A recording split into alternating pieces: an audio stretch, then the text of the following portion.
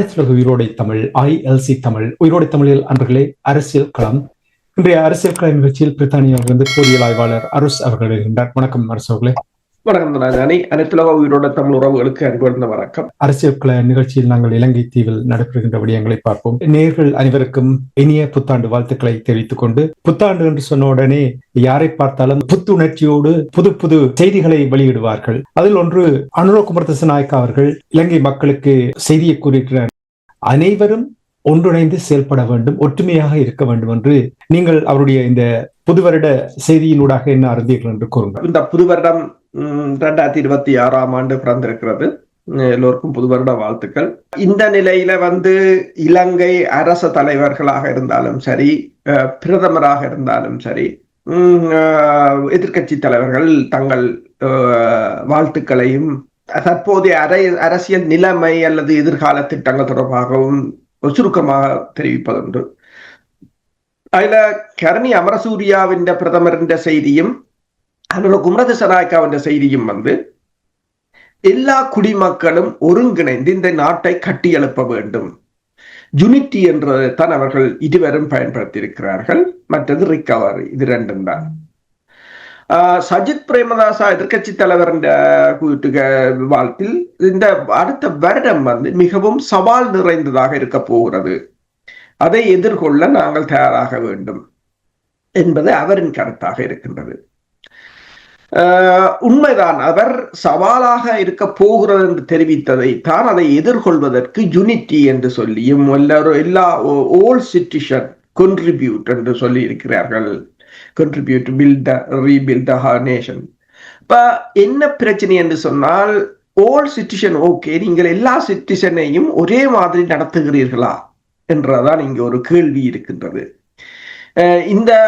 இவர்கள் திரும்ப திரும்ப யூனிட்டியை பற்றி கதைக்கிறார்கள், எல்லா குடிமக்களையும் பற்றி கதைக்கிறார்கள். ஆனால் அந்த குடிமக்களுக்குரிய ஃபண்டமெண்டல் அடிப்படை உரிமைகள் சமமாக பங்கிடப்படுகின்றன, ஒவ்வொரு குடிமக்களின் குரலும் சமமாக கேட்கப்படுகின்றதா என்றது இலங்கை அரசாங்கங்கள் இந்த NPP அரசு முன்னைய அரசுகளை போல ஒரு தோல்வியை தான் சந்தித்திருக்கின்றது. அந்த கேப்பை இவர்களால் ஃபில் பண்ண முடியவில்லை. அதற்கு அங்கு இருக்கின்ற இனவாதம் இவர்களை அந்த நிலைக்கு எட்ட விடாது என்பது போலதான் தெரிகின்றது. உலகத்தின் நிலைமைகளும் அவ்வாறுதான் இருக்கின்றன. இந்தியாவின் பிராந்திய வல்லரசு என்று முன்னர் கூறப்பட்டாலும் தற்போது அந்த நிலையை இந்தியா தொடர்ச்சியாக வேகமாக இழந்து வருவதும், இந்த இந்து சமத்துவ பிராந்தியத்தில் ஏற்பட்டிருக்கின்ற இந்த பொலிட்டிக்கல் அண்ட் மிலிட்டரி வேக்யூம் என்று சொல்றது, அதுவும் இலங்கைக்கு பாதகமாக இருக்கின்ற நிலையில் இலங்கையின் இந்த கடந்து சென்ற புயல் இலங்கையின் மீள் கட்டுமானத்தை, அதாவது இலங்கையின் அந்த கடன் சுமையிலிருந்து வெளிவருகின்ற அந்த திட்டத்தை தவிடுபொடியாக்கி இருக்கின்றது. இப்போது ஏற்கனவே இருந்ததை மீள கட்டியமைப்பதற்கு இலங்கைக்கு இந்த ஒற்றுமை தேவைப்படுகின்றது. இந்த ஒற்றுமை அவர்களுக்கு தேவை என்று சொன்னால், அதற்கு முன்னர் இவர்கள் இந்த தமிழ் மக்களின் இறைமையை ஏற்றுக்கொண்டு அந்த மக்களும் சமனாக அங்கு நடத்தப்பட வேண்டிய ஒரு சூழ்நிலையை அவர்கள் உருவாக்க வேண்டும். இல்லை என்று சொன்னால் இந்த நிலைமை சாத்தியப்படாது என்பதுதான் கருத்தாக இருக்கின்றது. ஹரணி அவர்கள், அனுர குமாரதிசாநாயக்கா அவர்கள், சஜித் பிரேமதாசா அவர்கள் கூறிய செய்தி தொடர்பாக நீங்கள் கூறும் பொழுது, நிச்சயமாக சஜித் பிரேமதாசா அவ்வாறு தான் எதிர்கட்சி தலைவராக இருக்கும் பொழுது கூறுவார். அனுர குமாரதிசாநாயக்கா, ஹரணி அவர்கள் கூறிய அந்த செய்தியில் அனைத்து மக்களுக்கும் என்று சொல்லும் பொழுது, அது சிங்கள மக்கள் இருக்கின்ற வேறு வேறு கட்சிகளை சார்ந்த நபர்களுக்கு இந்த அழைப்பா, அல்லது ஒட்டுமொத்த இலங்கை தீவில் இருக்கின்ற தமிழர்களுக்கான அழைப்புமாக இது பார்க்கப்படுகிறதா? இது ஒட்டுமொத்த இலங்கை மக்களுக்கு என்றால் தமிழர்களுக்குமான அழைப்புமாகத்தான் இருக்கின்றது. அந்த தமிழ் மக்கள், அதாவது அவர்களுக்கு ஒன்று தெரிகிறது, தற்போதைய நிலையில் இந்த பொருளாதார வளர்ச்சி, அடுத்தது மீள் கட்டுமானம், இலங்கையில் ஒரு அரசியல் உறுதித்தன்மை இல்லாத விடத்தில் சாத்தியப்படாது என்று தெரிகிறது.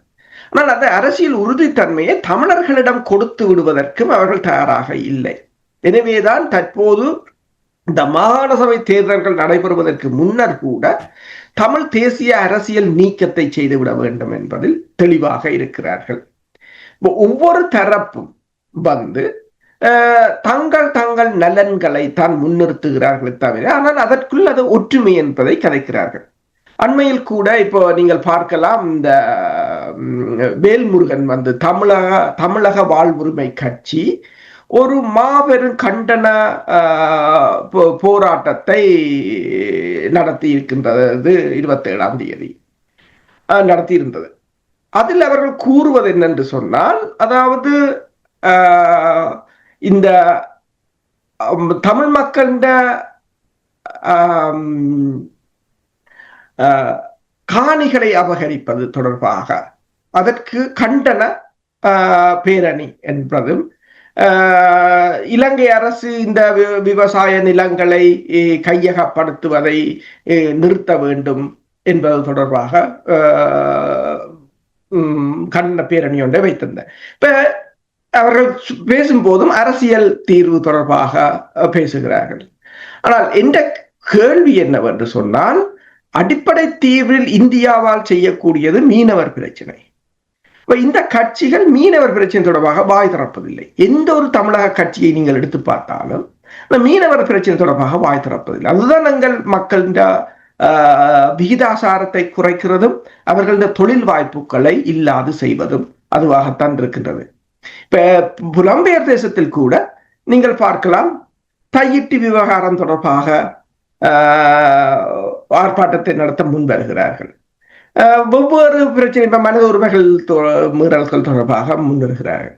ஆனால் இந்த மீனவர் பிரச்சனையை அவர்கள் மறந்து போடுவது அல்லது தெரியாத மாதிரி நடந்து கொள்கிறார்கள். என்னும் போதும் எல்லா போராட்டங்களும் ஒரு போலியானவை என்பது தெளிவாக, அதைத்தான் நாங்கள் கூறுகிறோம். போராட்டத்துக்கு மக்கள் செல்வது ஏன் என்று சொன்னால், ஒரு போலியான போராட்டத்துக்கு போய் ஏன் உங்கள் சக்திகளை செலவழிக்க வேண்டும் என்பதுதான் கேள்வி. மக்கள் போவதும் இல்லை.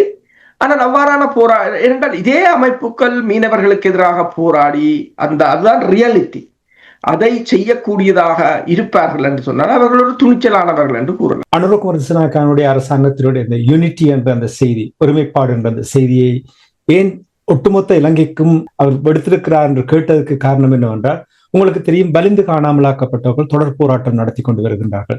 இன்று 3238 நாட்கள் அவர்கள் போராடி கொண்டு வருகின்றார்கள். அவர்களே கூறுகிறார்கள், அங்கே பௌத்த சின்னங்களை கொண்டு வருகின்றார்கள், பௌத்த மகாவம்சத்தினுடைய அடையாளங்களை பெருசுபடுத்தும் வகையில் செயற்படுகிறார்கள். அப்படி என்றால் எங்கே இந்த யூனிட்டி எங்கிருந்து வரப்போகிறது?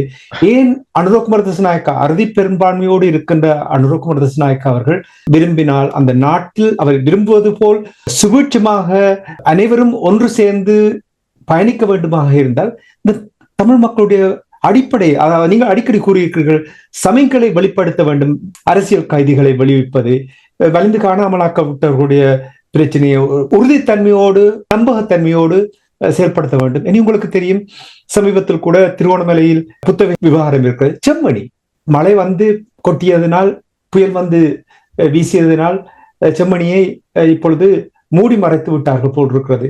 இவற்றை ஏன் செயல்படுத்த முடியாது? இவற்றை செயல்படுத்தினால் ஒட்டுமொத்த இலங்கையிலும் அவருக்கு ஒரு ஆதரவு கிடைக்கக்கூடிய ஒரு நிலைமையை ஏற்படுத்தலாம் தானே, ஏன் அவ்வாறு செயல்படுத்த முடியவில்லை? உண்மைதான். தையிட்டு பீகாரை எடுத்தாலும் கூட அதை கையாள்பவராக நைனாதீவில் இருப்பவர் பீகாராதிபதி தான் அதை கையாளுகிறார் என்று சொன்னால், இது அந்த தமிழர்களை இலங்கை அரசு ஒட்டுமொத்தமாக ஒரு வேறு நாட்டவர் போல் அல்லது தங்கள் அடிமைகள் போல் நடத்துவதைத்தான் பார்க்கக்கூடியதாக இருக்கின்றது. இப்ப காணாமல் போனோர் விவகாரத்திலும் மனித உரிமைகள் ஆணை, அதாவது கடந்த வருடம் மனித உரிமைகள் ஆணைக்குழுவின் தலைவர் கூட வந்து போயிருந்தார். ஆனாலும் எதுவும் அங்கு நகரவில்லை. அதே போல அனுரகுமார திசாநாயக்கா அங்கு போவதாக கூறியும் அவர் அங்கு போகவில்லை.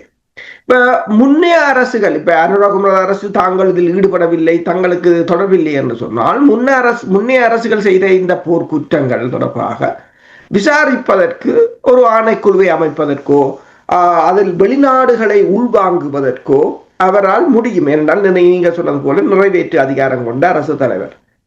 ஆனால் இது ஒரு மனிதாபிமான பிரச்சனை.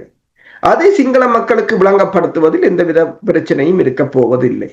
இருந்தாலும் அவர்கள் தங்கள் அந்த பேரினவாத சிந்தனையில் அல்லது அதாவது ஒரே இலங்கையர்கள், அந்த இலங்கை முழுவதும் பௌத்த சிங்கள நாடாக கொண்டு வர வேண்டும் என்ற தங்கள் திட்டத்திலிருந்து அவர்கள் விலகுவதாக இல்லை. அது எந்த அரசு வந்தாலும் அந்த அரசுகள் சிங்கள மக்களுக்கு நன்மையை ஏற்படுத்துவது தொடர்பாக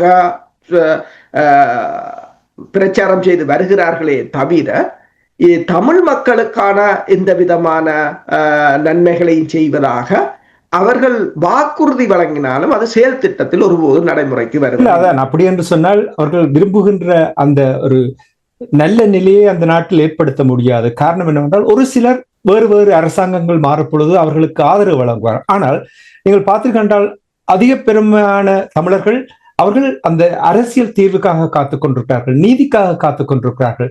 இனி அவர்களுடைய வாழ்வாதாரத்தை பிடுங்குவதை தடுத்து நிறுத்துவதற்காக பார்க்கிறார்கள், தங்களுடைய பகுதியை வளர்ச்சி பாதையில் கொண்டு போவதற்காக பார்க்கிறார்கள். அறுதி பெரும்பான்மையோடு இருக்கின்ற அனுர குமார திசாநாயக்கால் மனம் இருந்தால் நிச்சயமாக அதை செயல்படுத்துவதற்கு இங்கே வாய்ப்புகள் இருக்கின்றது. இது அந்த நிலைமைதான தமிழரை பொறுத்த மட்டும் உண்மைதான். இப்ப அனுர குமார திசாநாயக்கா அரசு வந்த பிற்பாடு இந்த கடந்த ஒரு வருடத்துக்கு கிட்டத்தட்ட 26 சட்டமூல திருத்தங்களை கொண்டு வந்திருக்கிறார்கள். சமுத்தி சட்டமூல திருத்தம், அரசு தலைவர்களின் உறுத்துரிமை தொடர்பான திருத்தம், தேசிய கணக்காய்வு சபை, உள்ளூராட்சி சபைகளின் தேர்தல் சட்ட திருத்தம் என்று சொல்லி பலவற்றை கொண்டு வந்திருக்கிறார்கள். இவை அனைத்தும் தமது ஆட்சி சிங்கள மக்களின் நலன் கருதியதே தவிர அதில் ஏதேனும் ஒன்று கூட தமிழ் இனத்தின் நன்மைக்கானதாக எந்த ஒரு சட்ட திருத்தம் மூலமும் இல்லை. மாகாண சபை தேர்தலை கூட இலங்கை அரசு அதை தடுக்க நிற்கிறது என்று சொன்னால் அது தமிழர்களுக்கு ஏதும் ஒரு விதத்தில் நன்மை அளிக்கிறதாக இருக்கலாம் என்பதுதான் இப்போது கேள்வியாக இருக்கின்றது. கடந்த 10 வருடங்களாக அதை இல்லாது செய்வது இல்லது அதனை தடுப்பது என்ற துணையில் தான் இருக்கின்றது. புதிய ஜாப்பை எழுதுகிறார்கள் என்று சொன்னால் ஹரணி அமரசூரியா கூட கூறியிருக்கின்றார், புதிய ஜாப்பு எழுத ஆரம்பித்திருக்கிறார்கள். தாங்கள் துறைசார் நிபுணர்களின் மற்றது வெவ்வேறு அமைப்புகளின் கருத்துக்கள் பரிந்துரைகளையும் உள்வாங்குவோம் என்று. அதே சமயம் இங்க பிரித்தானியாவில் இருக்கிற கட்சிகளை பொறுத்தவரையில் இப்ப 2 பிரதான அரசியல் கட்சிகளுக்கும் தமிழர் கட்சிகள் என்று இருக்கின்றன. அவர்கள ஒரு கூட்டம் இங்கு நடைபெற்ற போது இந்த பிரித்தானியாவின் ஜாப்பை எழுதுவதற்கு பிரித்தானியா அதாவது இலங்கையின் இந்த புதிய ஜாப்பு திருத்தத்தில பிரித்தானியாவும் பங்கு வகிப்பதாகவும் அதற்கான தரவுகளை தருவதற்கு தமிழர் தரப்பை அணுகியதாகவும் அதில் முதல் அவர்கள் அதற்காக பிரித்தானிய அரசு 1 லட்சம் பவுண்ட்ஸ் ஒதுக்கி இருந்ததாக கூறியிருந்தார்கள். இப்போது அதாவது கடந்த வாரம் 23ஆம் தேதி 24ஆம் தேதிக்கு முதல் நடந்த டிசம்பர் மாதம் இடம்பெற்ற கூட்டத்தில், ஜூமில் இடம்பெற்ற கூட்டத்தில் அந்த கட்சிக்கு தலைமை வகிக்கின்ற ஒருவர் கூறியிருக்கின்றார், இப்போது 2 லட்சம் பவுண்ட்ஸ்களை பிரித்தானியா ஒதுக்கி இருக்கிறது என்று சொல்லியும், ஆனால் அதை அவர்கள் இரகசியமாகத்தான் வைத்திருக்கிறார்கள். நாங்கள் என்னத்தை எழுத போகிறார்கள், என்னத்தை கொடுக்க போகிறார்கள் என்றும் தெரியாது. இதே நேரம் சுவிஸ் அரசும் இதற்குள் உள்வாங்கப்பட்டிருப்பதாக தெரிகிறது. அதாவது இந்த மேற்குலக நாடுகள் தங்கள் தரப்பு ஆதரவாளர்களை கொண்டு ஒரு சில தமிழர்களையும் தங்களுக்கு சார்பான அவர்களை வைத்துக் கொண்டு இந்த பிரச்சனையை முடித்து விடுவதற்கு ஏதோ ஒரு வகையில் தமிழர்கள அதில் என்ன இருக்கிறது என்று யாருக்கும் தெரியாது. அப்ப என்ன இருக்கிறது என்று தெரியாத ஒரு ஆவணம் தமிழர்களுக்கு எந்த விதத்திலும் தீர்வான ஆவணமாகவோ அல்லது தமிழரின் அபிலாஷைகளை நிறைவேற்றுகின்ற ஆவணமாகவோ இருக்காது. ஏன் இவர்கள் மறைக்கிறார்கள் என்பதும் ஒரு மிகப்பெரிய புரியாத புதிராகத்தான் இருக்கிறார். உங்களுக்கு தெரியும், அண்மையில் சுவிஸ் அரசு ஒரு ஆவணத்தை தயாரித்து 4 பேரை கூப்பிட்டது, அதுவும் மறைவாக வெளியிடப்பட முற்பட்ட ஆவணம் தான். அதே போலதான் இந்த அரசியல் ஜாப்பையும் இவர்கள் முன்வைக்க முற்பட்டு கொண்டிருக்கிறார்கள். அப்ப இலங்கை அரசு புதிய ஜாப்பை எழுதுகிறது, அதிலும் தமிழர்களுக்கு எதிரானதாகத்தான் அது மாறப்போகிறது என்பதை இந்த சம்பவங்கள் நடவடிக்கைகள் மெல்ல எங்களுக்கு உணர்த்துகின்றன. அப்ப நீங்கள் கேட்டது போல இந்த இலங்கை அரசு தலைவர் இந்த நடவடிக்கைகள் எந்த விதத்திலும் அவர்கள் புதிய அரசு சிங்கள மக்களுக்கு ஒரு நன்மையை கொடுக்கின்றதாக இருந்தாலும் தமிழ் மக்களுக்கு அதன் மூலம் நன்மை வருமா என்றால் நடக்கும் சம்பவங்களை பார்க்கும்போது இல்லை என்றுதான் அர்த்தம்.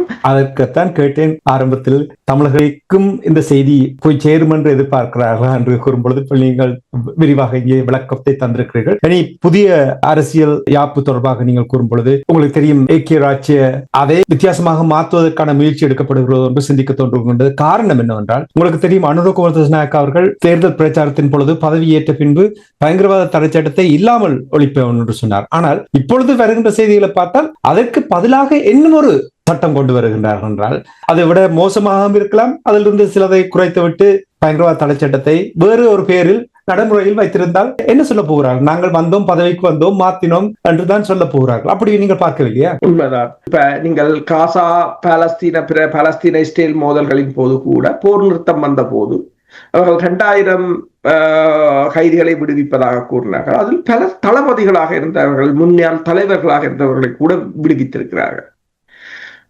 அப்ப இங்கு இருப்பவர்கள் எல்லோரும் குற்றம் நிரூபிக்கப்படாத குற்றவாளிகளாக, இன்னும் அவர்கள் மீது எந்த குற்றச்சாட்டுகளும் சுமத்தப்படாமல் கூட பலர் தடுத்து வைக்கப்பட்டிருக்கிறார்கள். அதை கேட்பதற்கு கூட அதை இலங்கை அரசு விடுவிப்பதும் இல்லை, அதை தமிழர் தரப்பு மறந்தும் விட்டது என்றுதான் கூறலாம். நீங்கள் ஒரு படம் பார்க்கலாம். நான் நினைக்கிறேன் 2015 கால பகுதிகளில் வந்த புகைப்படம். முத்தவெளியில் அந்த மைதானத்தில் ரணில் விக்ரமசிங்கா, மாவை ராஜா அப்போது இருந்த போது அவர்கள் வீட்டிருக்கிறார்கள். ஒரு தாய் அவர்களின் காலில் கிடந்து ஆளுவதை பார்க்கக்கூடியதாக இருந்தது. மாவை ராஜா மேல வானத்தை பார்த்து கொண்டிருக்கிறார், ரணில் எங்கேயோ திரும்பி பார்த்து கொண்டிருக்கிறார். அந்த தாய் அவர்களுடைய காலில் பிடிச்சு அழுது கொண்டிருக்கிறது. அதுதான் அந்த புகைப்படம். நான் அந்த இடத்திலிருந்தே ஒளிம்பி ஓடி இருப்பேன். இப்படி ஒரு அரசியல் உங்களுக்கு தேவையாண்டு அது அந்த நீங்கள் ஒரு பதில் கூட உங்கள்கிட்ட இல்லை என்றதான் உங்கள் பார்வை விளங்குகிறது. ஒரு புகைப்படம் சொல்லுவார்கள், ஒரு புகைப்படம் 1000 தகவல்களுக்கு இணையானது என்று சொல்லி. அந்த புகைப்படமே உங்கள் அரசியலை நீங்கள் யார் என்பதையும் தெளிவாக காட்டிவிட்டது. இப்ப இதே போலதான் இப்ப எங்கள் தரப்பில் இருக்கின்ற இந்த பலவீனங்கள் தான். இப்ப நாங்கள் போன தடவை கதைக்கும் போது கதைத்தோம், இந்திய தூதுவர் வந்த போது ரோ அதிகாரிகள் யாழ்ப்பாணத்தில் இருந்த வடக்கு கிழக்கில் அரசியல்வாதிகளாக இருந்த ரோ அதிகாரிகள் போய் சந்தித்து அறிக்கை சமர்ப்பித்தார்கள். எத்தனை பாகிஸ்தானியர்கள் இருக்கிறார்கள், எத்தனை சீனர்கள் இருக்கிறார்கள் என்று சமர்ப்பித்தார்கள். அதே போன்ற ஒரு நிலைதான் இப்ப தமிழ் மக்களுக்கு இப்போது அரசியல்வாதிகள் தேவை. எங்களுக்கான அரசியலை செய்வதற்கும் எங்களுக்கான கடமைகளை செய்வதற்குமான ஆட்கள் தேவை. எங்களுக்கு ரோ அதிகாரி தேவையில்லை. அவர்களை நாங்கள் ஸ்கொட்லாந்து யார்ட்லேயோ அதில் ஏதாவது விண்ணப்பங்களை போட்டு சேர்த்து விடலாம் என்ற அவர்களுக்கு என்ன ஜாப் விருப்பமோ அதைத்தான் அவர்கள் செய்ய முடியும். அதே போலதான் இங்க புலம்பெயர் தேசத்தில் இருக்கிற அமைப்புகளும் அவர்கள் அந்தந்த இப்ப நாங்கள் இந்த புதிய வருடத்திலேயாவது நாங்கள் எங்கள் மக்களுக்கு சேவை செய்யக்கூடியது. அண்மையில் உங்களுக்கு தெரியும் டிசிசி மாநாட்டில் இடம்பெற்ற சம்பவங்கள், அங்கு இடம்பெற்ற சம்பவங்கள், பேச்சுக்கள், இதுகளை நீங்கள் பார்க்கலாம். அதில் நானும் அதனை பார்த்தேன். அதற்கு பிறகு காரநகரில் இடம்பெற்ற மாநாட்டில், காரநகரில் இடம்பெற்ற கூட்டத்தின் தொடரில் அதிலும் இந்த அர்த்தன ராமநாதன் போயிருந்தார். ஆனால் அதில் உள்ளவர்கள் எல்லோரும் அவருடன் செல்ஃபி எடுப்பதற்கு முண்டி எடுத்துக் கொண்டு நின்றார்கள். அப்ப சிலர் எழுதுகிறார்கள், இப்படி அவர் அப்படி கதைக்கிறார், இப்படி கதைக்கிறார், அவருடன் செல்வி எடுப்பது பிள்ளை, அது இதன். நீங்கள் உங்கள் கடமையை செய்திருந்தால் அவர் வந்திருக்கவே மாட்டார் அரசியலுக்கு. பிரச்சனை என்னவென்று சொன்னால், நீங்கள் உங்கள் மக்களின் கடமையை இந்த மக்களுடன் இணைந்து நீங்கள் பயணித்திருந்தால் இந்த அளவு அனர்த்தமும் வந்திருக்காது. இந்த அந்த மீட்டிங்குகள் வைப்பது அந்தந்த பிரதேசத்தில் இருக்கின்ற குறைபாடுகளை கேட்டு ஒதுக்கப்பட்ட நிதிகள் சரியாக பயன்படுத்தப்பட்டிருக்கிறதா, அல்லது இன்னும் எவ்வளவு நிதி தேவை, வெளிநாடுகளில் கேட்கலாமா, அல்லது எந்தெந்த திட்டங்கள் இனி நடைமுறைப்படுத்த வேண்டும் என்பது தொடர்பாக கதைப்பதற்குத்தான் அந்த கூட்டம். அதில் கேள்விகள் தான் அங்கு கேட்கப்பட வேண்டும், கணக்குகள் காட்டப்பட வேண்டும். நீங்கள் போய் இவ்வளவு காலமும் வடையின் தேத்தனையும் குடிச்சிட்டு வந்ததும் இனிமேல் உங்களை யாரும் கேள்வி கேட்க முடியாத என்ற நிலைமையாகவும் தான் இருந்தது. அரசாங்கம் கொடுக்கிறதிலேயே கொஞ்சத்தை நீங்கள் எடுத்துக்கொண்டு மிச்சத்தை திருப்பி அரசாங்கத்துக்கு அனுப்பிய சம்பவங்கள்லாம் அதிகமாக இருந்தது. இப்ப இனி இது மாற வேண்டும் என்பதற்கான ஒரு முன்னான ஒரு சண்டைகளாகத்தான் இப்ப தென்னிலங்கையிலும் சண்டைகள் நடக்கிறதா நீங்கள் பார்க்கிற 2-3 வருஷத்துக்கு முதல் இலங்கை பாராளுமன்றத்தில் கதிரைகளால தூக்கி அடிபட்டாங்க. கடைசியா போலீஸ் தான் உள்ளுக்கு போனோம். போலீஸ் உள்ளுக்கு போய்தான் எல்லாரையும் பிரிச்சது. கதிரையில் இங்கிருந்து அங்கே எறிஞ்சது, அங்கிருந்து இங்கே எறிஞ்சதா தான் இருக்கிறது. துருக்கியிலும் அவ்வாறு தான் நடந்தது. இது நடைபெறுவது ஒன்றும் இல்லை. ஆனால் தமிழ் அரசியல்வாதிகள் இதனை கையாள்வது எப்படி, இனிமேலாவது தமிழ் அரசியல்வாதிகளுக்கு தெரியணும், அரசியல் என்பது இலகுவானது அல்ல. அதை நடைமுறைப்படுத்துவது, அரசியலுக்கு வருவது இலகுவானது. ஆனால் அது நீங்கள் அரசியல்வாதிகளாக தொடர்ந்து பயணிப்பது நெடுக லஞ்சமும் ஊழலும் நடத்தி கொண்டு நீங்கள் உங்கள் காலத்தை கடத்த முடியாது. நீங்கள் கூறுவது போல் மக்களுடைய தேவையை பூர்த்தி செய்யாவிட்டால் யார் அதை செய்ய முயல்கிறார்கள் என்றவர்களை மக்கள் நாடுவார்கள். ஆனால் இங்கே ஒரு சிக்கல் என்னவென்றால், அவரை இயக்கும் பொழுது அவர்கள் பலமானவர்கள் எப்படி இவரை கையாள வேண்டும், இந்த குழப்பத்தை ஏற்படுத்த வேண்டும் என்றதை அவர்கள் திட்டவட்டமாக ஒரு திட்டத்தை போட்டு கொடுத்திருக்கிறார்கள். அதனால்தான் இந்த நிலைமை இருக்கின்றது. நீங்கள் கூறுவது சரி, அது நல்ல ஒரு பாடம் எங்களுடைய தமிழ் அரசியல்வாதிகளுக்கு. அடிக்கடி நாங்கள் கூறியிருக்கிறோம், ஆண்டின் முதலாவது நிகழ்ச்சியில் நாங்கள் எதிர்மறையாக பேச விரும்பவில்லை. ஆனால் இருப்பவர்கள் ஒதுங்க வேண்டிய ஒரு நேரம் வந்துவிட்டது. புதியவர்கள் குழப்பமாக இருந்தாலும் அவர்களை இலகுவாக அகற்றிவிடலாம். ஆனால் இப்பொழுது இருப்பவர்களை அகற்றுவது என்றால் மிகவும் கடினமாகத்தான் இருக்க போகிறது. என்றால் இந்த பழக்கப்பட்ட என்ற ஒரு சொற்பதம் வைத்திருக்கிறார்கள், அதை இல்லாமல் ஆக்க வேண்டும் என்பதுதான் பலருடைய விருப்பமாக இருக்கிறது. இனி இப்ப இலங்கை தீவை பொறுத்த மட்டும் அனுரகுமார திசாநாயக்காவுடைய அரசாங்கத்தினுடைய செய்தியை பற்றி நீங்கள் கூறினீர்கள். ஆனால் கடந்த ஆண்டு தித்வா புயலினால் ஏற்பட்ட அந்த அனர்த்தம், அதனால் ஏற்பட்ட தாக்கம் பாரிய தாக்கம்.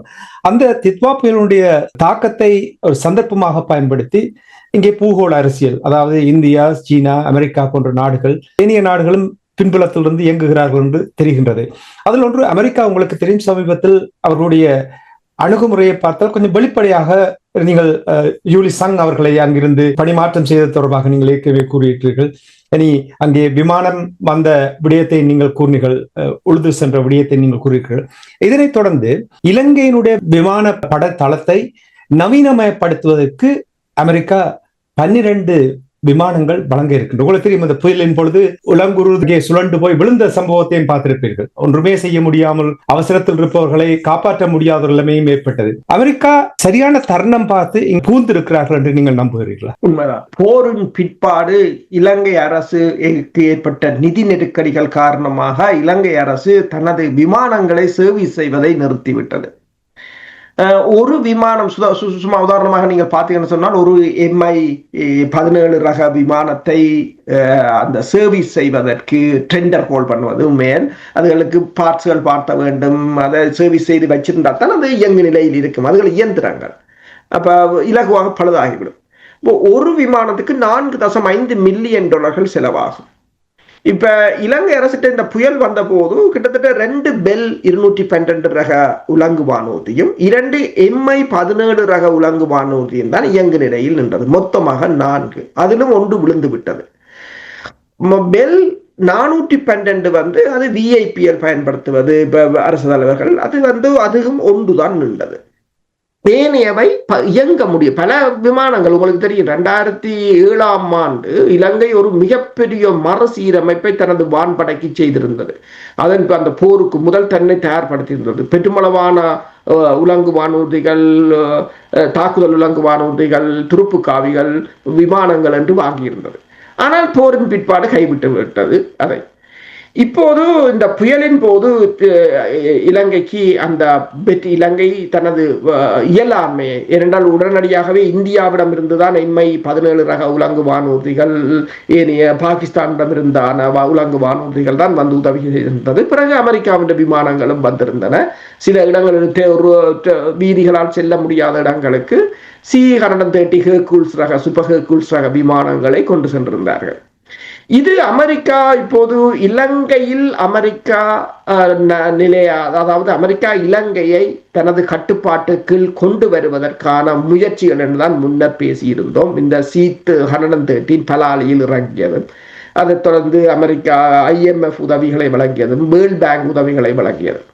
இப்போது வெளிப்படையாகவே அமெரிக்கா இந்த ஆண்டு 2026ஆம் ஆண்டு இலங்கைக்கு 10 TH-57 ரக சி ரேஞ்சர் என்று சொல்றது, இது பெல் 206 வகை உலங்கு வானூர்தி, இவற்றை இந்த ஆண்டு 10 வழங்கப் போவதாகவும், அதில் முதலாவது தொகுதி அடுத்த மாதம் பிப்ரவரி மாதம் இலங்கைக்கு வரும் என்று சொல்லியும், அதே சமயம் அமெரிக்கா ஒரு C-130 சூப்பர் ஹெர்குல்ஸ் விமானத்தையும், ஆஸ்திரேலியா ஒரு C-130 சூப்பர் ஹெர்குல்ஸ் விமானத்தையும் இலங்கைக்கு வழங்கப் போவதாக கூறியிருக்கிறார்கள்.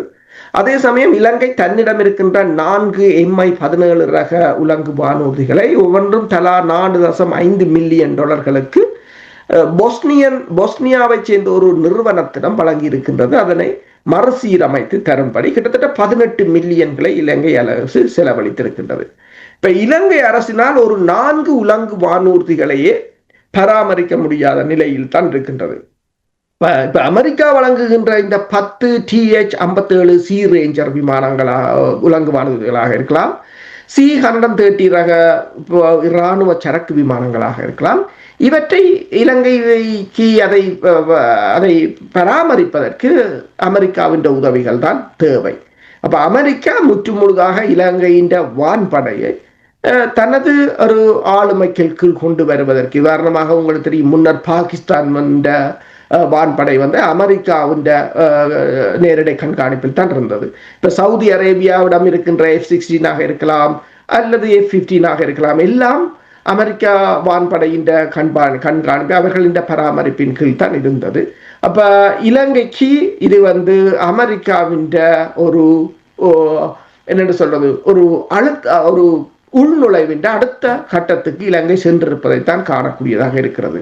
அடுத்ததாக நீங்கள் பார்க்கலாம், சூறாவளி தாக்கி சேதமடைஞ்சது தரைப்பகுதியில் தான் அதிக சேதம். கடலுக்குள்ள யாரும் வீடு கட்டி இருக்கிறது இல்லை.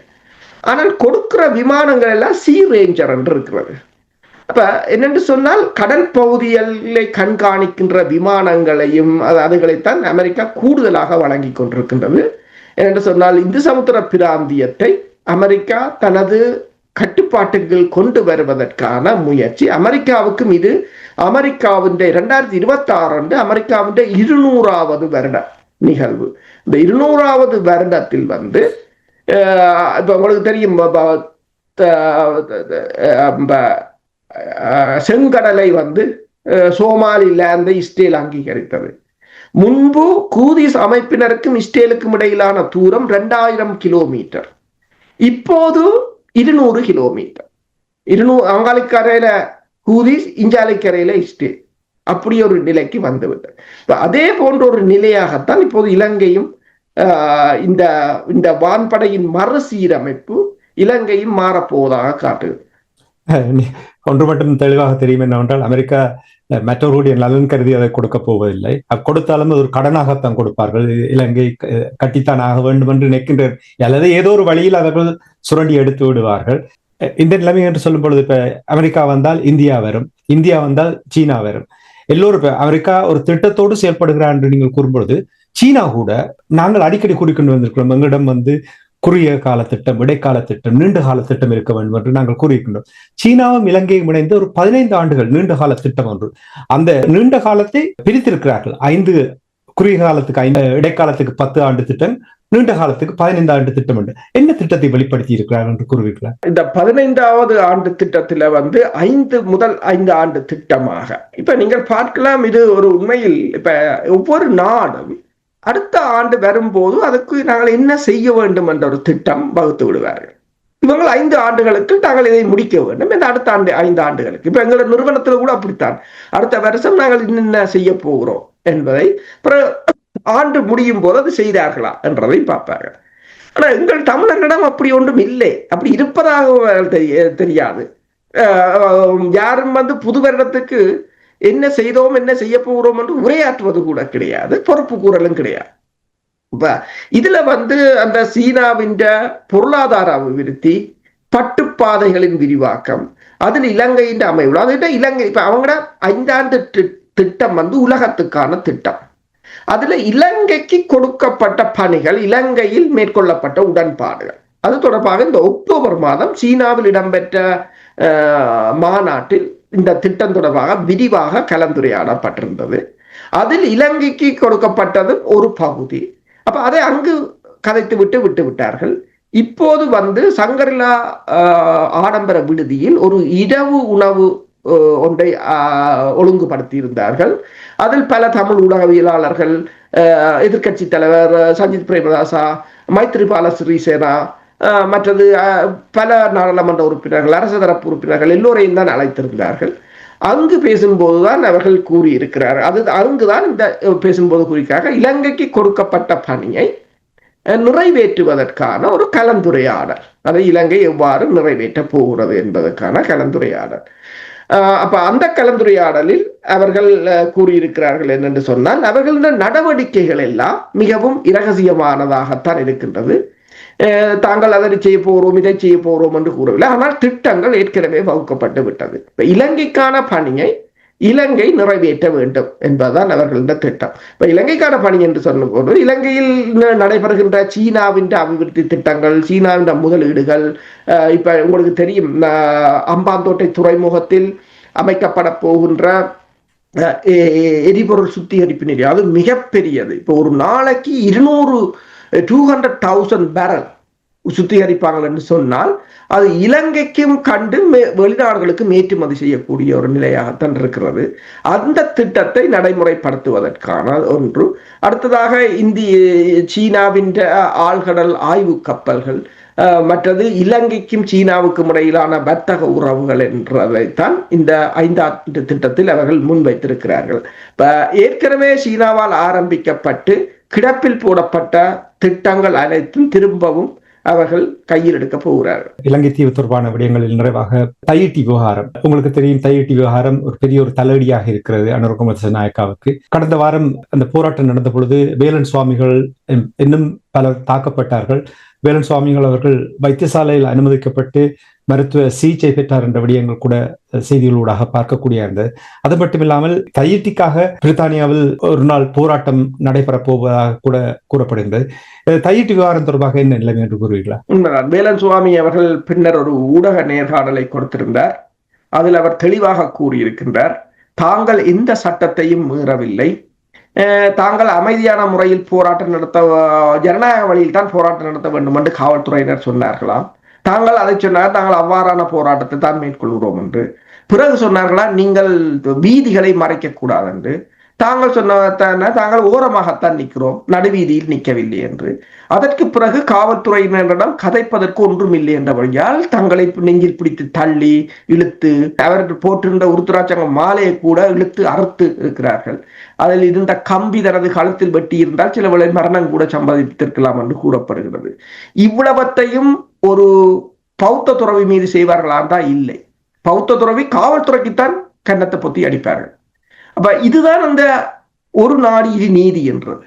ஒரே தேசம் ஒரே மக்கள் என்று அனரா கூவதால் எந்த பலனும் இல்லை. நடைமுறையில் இருப்பது வேறு, நீங்கள் கூவுவது வேறு. அப்ப அது ஒருபோதும் இரண்டும் ஒருங்கிணைய மாட்டாது. அப்ப அங்கு கேட்கப்பட்ட கேள்வி ஒன்று என்னென்றால், இந்த போராட்டம் நடந்து இவ்வளவு நடந்த போது ஜெயசங்கர் கொழும்பில் நின்றார். இந்திய துணை தூதரகம் யாழ்ப்பாணத்தில் இருக்கிறது. யாழ்ப்பாணமும் தையிட்டியும் பெரிய தூரம் இல்லை. இந்திய துணை தூதரகம் ஏதாவது கருத்து தெரிவித்ததா? இல்லை, எந்த கருத்தும் தெரிவிக்கவில்லை. பங்களாதேசத்திலே இந்துக்களுக்கு அடிக்கிறார்கள் என்று மோடி கூவுகிறார், ஜெயசங்கர் கூவுகிறார், இந்திய ஊடகங்கள் கதறி அழுகின்றன. பாகிஸ்தானிலே ஒரு இந்து கோயில் தாக்கப்பட்டால் பிரச்சனையாக இருக்கின்றது. ஆனால் இங்கு ஏன் என்ற கேள்வி இருக்கின்றது. இப்ப இந்தியா அவரே நேர சொல்ற, அந்த ஊடக துணை தூதரகம் எதுவும் செய்யவில்லை. இப்ப அவர் சொல்றார், தான் என்ன யோசித்தோம் என்றால், இது அனுரா இருக்கும் போதே நான் இப்படித்தான் அடிப்பேன், உங்களால் எதுவும் செய்ய முடியாது காட்டுவதற்காக அவர்கள் செய்தது. உங்களால் எதுவும் செய்ய முடியாது என்பதை காட்டுவதற்காக. சரி, இந்த அரசியல் கட்சிகள் அனுரா ஜெயசங்கருடனான சந்திப்பில் கதைத்தார்களா இதை பற்றி என்றால் இல்லை. அவர்கள் 40 பாகிஸ்தான்காரர் வந்தார்கள், சீனா அங்க இருக்குது, அவர்கள் புலனாய்வுத்துறை ரோவின் அதிகாரிகள், இதை பற்றி கதைப்பதில்லை. அப்ப அவர்களும் துணை தூதரகமும் ஒன்றாகத்தான் இணைந்து இயங்குகிறது. இப்ப மக்களின் நிலைமை இந்த வேலன் சுவாமியின் நிலைமையாகத்தான் இருக்கின்றது. மீனவர்களுக்கு தொழில் இல்லை, களவெடுக்கப்படுகிறது.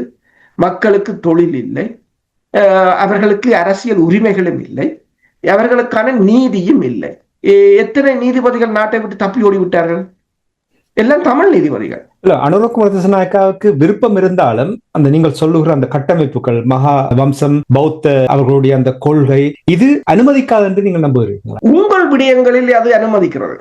இப்ப சில விடயங்களில் உங்களுக்காக நீங்கள் இப்ப அமெரிக்காவுடன் சேருவதற்கோ அல்லது IMF முதல் சொன்னீர்கள் IMF-ஐ நாங்கள் வெளியேற்றுவோம் என்று, IMF-உடன் சேருவதற்கு அதை அனுமதிக்கிறது.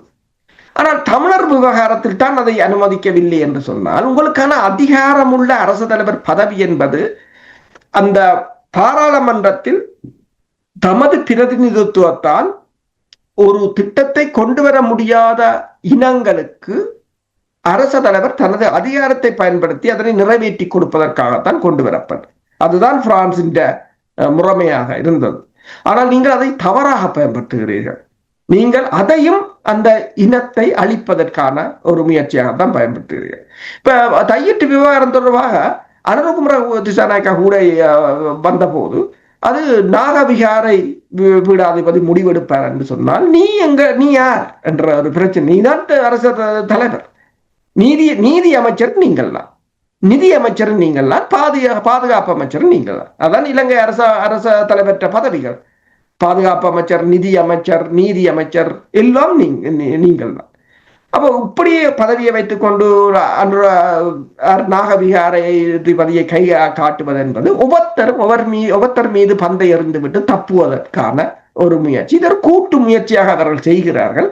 ஆனால் ஒவ்வொருத்தரும் தாங்கள் தப்புவதற்காக இதனை கையாளுகிறார்கள். இந்த நிலைமையில் மாற்றம் ஏற்படாவிட்டால் அந்த நாட்டில் சுவிட்ச பாதை என்பதற்கு இடமே இல்லாமல் போகும். அதாவது மாறி மாறி ஏதோ ஒரு தலையடி வந்து கொண்டிருக்கும் பொழுது அதை வளர்ச்சி பாதையில் கொண்டு போக முடியாத நிலைமை. இந்த நிலைமை அவர்கள் உணர வேண்டும். அந்த உணர்ந்து அதை மாற்றினார்கள் என்றால் ஒரு நாடு, ஒரு தேசம், ஒரு மக்கள் என்ற அந்த நிலைக்கு அங்குள்ளவர்கள் வருவதற்கு தயாராக இருப்பார்கள். ஆனால் அந்த நிலைமை இல்லை. அதான் நாங்கள் அடிக்கடி கூறுவது, அரசியல் தீர்வு. இந்த தீர்வு சுவிட்சர்லாந்து போல் இருக்கின்ற தீர்வு தொடர்பு அப்படியான ஒரு தீர்வை கொண்டு வருவார்களாக இருந்தால் நிச்சயமாக ஈழத்தமிழர்களும் எந்த ஒரு தயக்கமும் இல்லாமல் முதலீடு செய்வதற்கும் அந்த நாட்டை கட்டியெழுப்புவதற்கும் உதவி புரிவார்கள் என்பதை இன்றைய இந்த நிகழ்ச்சியில் கூறிக்கொண்டு, தொடர்ச்சியாக இனிவரும் இந்த ஆண்டில் நாங்கள் நேர்மறையாக எங்களால் முடிந்த அளவு விடயங்களை எடுத்துக்கொண்டு வருவோம். உண்மையை எங்களுடைய மக்களுக்கு உரைக்க வேண்டும் என்பதற்காக இந்த விடயங்களை கூறுகின்றோம். என்றால் அப்படித்தான் மாற்றத்தை ஏற்படுத்தலாம். இல்லை என்றால் மாற்றத்தை ஏற்படுத்த முடியாது. அதே மாதிரியாக 17 ஆண்டுகள் வந்துவிட்டது. இந்த 17 ஆண்டுகளில் எந்த ஒரு மாற்றமும் இல்லை. இந்த மாற்றம் வர வேண்டும் என்ற அந்த நம்பிக்கையோடு 2026ஆம் ஆண்டை நாங்கள் வரவேற்று இன்றைய இந்த நிகழ்ச்சியை தொட்டு நாங்கள் நிறைவு கொண்டு வருவோம். அரசோர்களே, மீண்டும் இன்னொரு நிகழ்ச்சியில் இருந்திருப்போம். அதுவரைக்கும் நன்றி, வணக்கம். நன்றி, வணக்கம். எமது பார்வையாளர்களுக்கு வணக்கம். மக்களின் குரலாய் ஓங்கி ஒலிக்கும் இலக்கு மின்னிதழ் மற்றும் உயிரோடை தமிழ் வானொலி ஆகிய இவ்விரு ஊடகங்களும் உங்களைப் போன்ற எமது நேயர்கள், நண்பர்களின் ஆதரவிலேயே இயங்கி வருகின்றன. மிக குறைந்த வளங்களுடன் பல இடர்கள் மற்றும் தடைகளை தாண்டி பயணிக்கும் எமது ஊடகங்களின் பணிகள் மேலும் வளர உங்களால் முடிந்த நிதியுதவியை வழங்கி இன்னும் காத்திரமான செயற்பாடுகளை முன்னெடுக்க உதவுமாறு மிகவும் பணிவன்புடன் வேண்டி நிற்கின்றோம். உங்கள் பங்களிப்பு உங்களின் உரிமை குரலாய் ஓங்கி ஒலிக்கும். நன்றி.